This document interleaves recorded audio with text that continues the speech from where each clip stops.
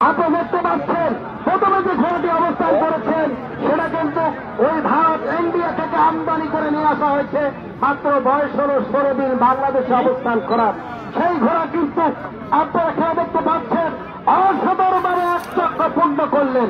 ওই ভারত থেকে উৎপাদিত মাত্র বাংলাদেশে অবস্থান করছেন 16 দিন, সেখানে কিন্তু আজকের এই ঘোড়া প্রথম অবস্থানে রয়েছে। তৃতীয় দিনের ঘোড়া প্রথম অবস্থানে অধিকার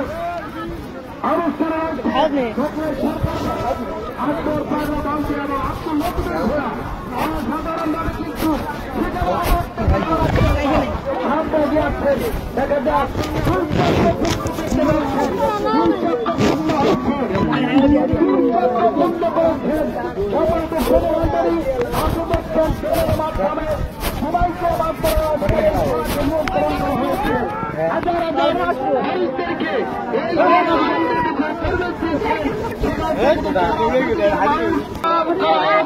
দেখতে পারবে 3 চক্র পূর্ণ করার জন্য সামনে গিয়েছেন।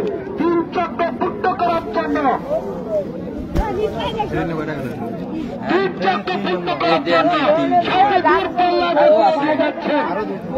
অসাধারণ দেখতে পাচ্ছি সেই সত্যমর সোনামণি কিন্তু হাত ছাড়ি দিয়ে তার কারিশমা প্রদর্শন করছেন।